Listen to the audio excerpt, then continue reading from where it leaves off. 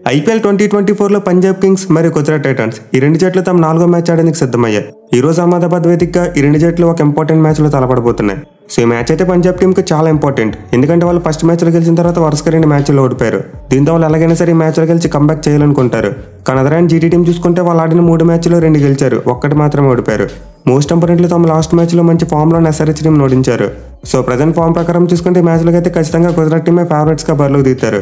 Even రెండు జట్ల మధ్య హెడ్ స్టాట్స్ చూసుకున్న గుజరాత్ టీంకు కాస్త ఎడ్జ్గా అనిపిస్తుంది. ఈ రెండు జట్లు ఇప్పటివరకు 3 మ్యాచ్లో తలపడితే 2 గుజరాత్ వాళ్ళు గెలిచారు, ఒక్కటి మాత్రమే పీబీకేఎస్ గెలిచిందే. మోస్ట్ ఇంపార్టెంట్లీ లాస్ట్ 2 జట్ల మధ్య జరిగిన మ్యాచ్లో గుజరాత్ వాళ్ళే గెలిచారు. సో గుజరాత్ టీంకి హెడ్ కౌంట్ విషయంలో కూడా చాలా మంచి అడ్వాంటేజ్ కనిపిస్తుంది. ఇక ఈ మ్యాచ్ ఆడపై నరేంద్ర మోడీ స్టేడియం యొక్క పిచ్ రిపోర్ట్ చూసుకుంటే చాలా వరకు బ్యాటింగ్ ఫ్రెండ్లీ వికెట్. బట్ ఏడాది చూసుకుంటే మాత్రం ఈ గ్రౌండ్లో ఉన్న పిచ్ కొంతవరకు ట్రిక్కీగా కనిపిస్తుంది. ఫస్ట్ 2 మ్యాచెస్లో కూడా భారీ స్కోర్లు రాలేదు. ఇన్ఫాక్ట్ స్ట్రాంగ్ బ్యాటింగ్ యూనిట్ ఉన్న ఎస్ఆర్హెచ్ మరియు ముంబై ఇండియన్స్ జట్లు కూడా ఈ గ్రౌండ్లో పెద్ద స్కోర్లు చేయలేకపోయాయి. సో గత ఏడాదితో పోల్చుకుంటే ఈసారి అహ్మదాబాద్ వికెట్ అయితే కొంతవరకు స్లో అయ్యింది. అయితే అండర్ ది లైట్స్ చూసుకుంటే మాత్రం బ్యాట్స్మెన్ ఖచ్చితంగా ఎంతో కొంత అడ్వాంటేజ్ దొరుకుతుంది.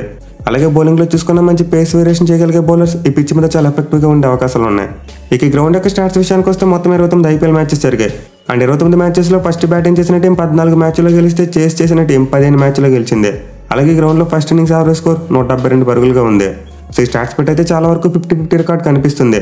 బట్ లాస్ట్ 8 మ్యాచెస్లో చూసుకుంటే మాత్రం 6 టీంలో ఫస్ట్ బ్యాటింగ్ చేసినప్పుడే గెలిచాయి, 2 సార్లు మాత్రమే చేస్ చేసిన టీమ్స్ గెలిచాయి. ఈవెన్ ఈ సీజన్లో చూసుకున్న ఫస్ట్ మ్యాచ్లో ఫస్ట్ బ్యాటింగ్ చేసిన టీం గెలిస్తే 2వ మ్యాచ్లో చేస్ చేసిన టీం గెలిచింది. సో టాస్ గెలిచిన కెప్టెన్ అయితే కొంతవరకు కన్ఫ్యూజన్లో ఉంటాడు, ఫస్ట్ బ్యాటింగ్ తీసుకోవాలి ఫీల్డింగ్ తీసుకోవాలని చెప్పి. బట్ డ్యూ ఫ్యాక్టర్ని దృష్టిలో పెట్టుకుంటే మాత్రం ఖచ్చితంగా టాస్ గెలిచిన కెప్టెన్ ముందుగా ఫీల్డింగ్ చేయడానికి మొగ్గు చెప్పవచ్చు. ఇక ఈ గ్రౌండ్లో అయితే గుజరాత్ టీంకి చాలా మంచి రికార్డు ఉంది. వాళ్ళు ఆడిన 12 మ్యాచ్లు 8 గెలిచారు, 4 మాత్రమే ఓడిపోయారు. మెయిన్లీ ఏడాది చూసుకుంటే వాళ్ళు గెలిచిన 2 మ్యాచ్లను కూడా హోమ్ గ్రౌండ్లోనే గెలిచారు. సో గుజరాత్ టీంకి అయితే ఖచ్చితంగా హోమ్ అడ్వాంటేజ్ ఉండబోతుంది. అదరైన పీబీకేఎస్ టీం చూసుకుంటే ఈ గ్రౌండ్లో ప్రీవియస్గా గుజరాత్ టైటన్స్ ఒక్క మ్యాచ్ కూడా ఆడలేదు. కానీ మిగతా టీమ్స్తో మొత్తం 4 మ్యాచ్లు ఆడారు. అంటే 4 మ్యాచ్లో 2 గెలిచి 2 ఓడిపోయారు. సో ఓవరాల్గా ఫామ్ ప్రకారం చూసుకున్నా అలాగే పాస్ట్ రికార్డ్స్ బట్టి చూసుకుని ఈ మ్యాచ్లో అయితే గుజరాత్ వాళ్ళకి గెలిచే ఛాన్సెస్ ఎక్కువగా ఉన్నాయి. ఇక టీమ్స్ విషయానికి వస్తే గుజరాత్ టీం చాలా వరకు సెటిల్ అయినట్టు కనిపిస్తుంది. అఫ్కోర్స్ వాళ్ళ బ్యాటింగ్ పెర్ఫార్మెన్స్ అయితే ఇంకా టాప్ మ్యాచ్లో లేదు. మెయిన్లీ వాళ్ళ కెప్టెన్ ఇంకా పెద్ద ఇన్నింగ్స్ ఆడలేదు. అలాగే మిడిల్ ఆర్డర్లో చూసుకున్న కొంతమంది ప్లేయర్స్ ఫామ్లోకి రావాలి. అయితే లాస్ట్ మ్యాచ్లో చూసుకుంటే మాత్రం వాళ్ళ ఎస్ఆర్హెచ్ టీం మీద ఒక ట్రిక్కీ టార్గెట్ని చేసి చేయగలిగారు. మెయిన్లీ మిల్లర్ లాంటి ఫామ్లో లేని ప్లేయర్ ఒక మంచి ఇన్నింగ్స్ ఆడాడు. సో అతనితో పాటు విజయ్ శంకర్ మరియు రాహుల్ తివారీ లాంటి ప్లేయర్స్ ఫామ్లోకి రావాలి. అలాగే ఓపెనర్స్ అయిన సాహా మరియు గిల్ ఒక పెద్ద నొక్కు బాకీ పడి ఉన్నారు. సో ప్రజెంట్ అయితే గుజరాత్ టీంలో సుదర్శన్ చాలా కన్సిస్టెంట్గా ఆడుతున్నాడు. స్ట్రైక్ రేట్ తక్కువ ఉన్నప్పటికీ అతనైతే చాలా కీలకమైన ఇన్నింగ్స్లు ఆడుతున్నాడు. ఇక అతనితో మిగతా బ్యాట్స్మెన్ అంతా కూడా తలో చేస్తే ఖచ్చితంగా జీటీ బ్యాటింగ్ బాగా క్లిక్ అవుతుంది. ఇక వాళ్ళ బౌలింగ్ విషయానికి వస్తే మోహిత్ శర్మ టాప్ బౌలర్. ఆడిన 3 మ్యాచ్లు కూడా చాలా మంచిగా బౌలింగ్ చేశాడు. అలాగే లాస్ట్ మ్యాచ్లో వాళ్ళు నూర్ అహ్మద్ లాంటి ఒక చైనామెన్ బౌలర్ని తీసుకొచ్చారు. అండ్ అతను రాగానే చాలా ఎఫెక్ట్ చూపించాడు. ఈవెన్ రషీద్ ఖాన్ చూసుకున్న లాస్ట్ మ్యాచ్లో ముందు రన్స్కి వెళ్ళినప్పటికీ ఆ తర్వాత మంచి కంబ్యాక్ ఇచ్చాడు. సో వాళ్ళ బౌలింగ్లో అయితే వీళ్ళు ముగ్గురు మరోసారి చాలా కీ రోల్ ప్లే చేయబోతున్నారు. మెయిన్లీ గ్రౌండ్లో మోహిత్ శర్మ లాంటి బౌలర్కి అద్భుతమైన రికార్డు ఉంది. అయితే మిగతా బౌలర్స్ విషయానికి వస్తే ఉమేష్ యాదవ్ మరియు అమర్జా పవర్ ప్లేలో పర్వాలేదు, మరీ ఎక్కువ రన్స్ ఇవ్వట్లేదు. అలాగని చెప్పి ఎక్సలెంట్గా బౌలింగ్ చేస్తున్నారని చెప్పడానికి కూడా లేదు, యావరేజ్గా బౌలింగ్ చేస్తున్నారు. సో బౌలింగ్ పరంగా చూసుకుంటే గుజరాత్ బౌలర్స్ చెన్నైతో మ్యాచ్లో ఫెయిల్ అయినప్పటికీ మిగతా 2 మ్యాచెస్లో మాత్రం అద్భుతంగా రాణించారు. ఇక టీంలో చేంజెస్ విషయానికి వస్తే నేనేమీ మార్పులు చేయాలనుకుంటున్నా, ఎందుకంటే లాస్ట్ మ్యాచ్ ఇదే గ్రౌండ్లో ఎస్ఆర్హెచ్ మీద గెలిచారు. సో ఈ మ్యాచ్ కూడా ఈ గ్రౌండ్లోనే కాబట్టి వాళ్ళ కాంబినేషన్లో ఎలాంటి మార్పులు ఉండవు. అన్లెస్ ఏదైనా ప్లేయర్కి ఇంజరీ అయితే తప్ప మార్పు చేయరు. ఇక పీబీకేఎస్ టీం విషయానికి వస్తే వాళ్ళ దగ్గర ఆన్ ది పేపర్ చాలా మంచి స్ట్రాంగ్ టీం ఉంది. బట్ ఆన్ ది ఫీల్డ్ చూసుకుంటే మాత్రం ఆ టీం కలెక్టివ్ పెర్ఫార్మెన్స్ ఇవ్వలేకపోతుంది. మెయిన్లీ వాళ్ళ బ్యాటింగ్ చూసుకుంటే టాప్ ఆర్డర్ సక్సెస్ అయినప్పుడు మిడిల్ ఆర్డర్ ఫెయిల్ అవుతుంది, మిడిల్ ఆర్డర్ బాగా ఆడితే టాప్ ఆర్డర్ ఫెయిల్ అవుతున్నారు. అలాగే బౌలింగ్లో కూడా చాలా అప్స్ అండ్ డౌన్స్ కనిపిస్తున్నాయి. ఒక మ్యాచ్లో బాగా వేసిన బౌలర్ మరో మ్యాచ్లో బాగా వేయట్లేదు.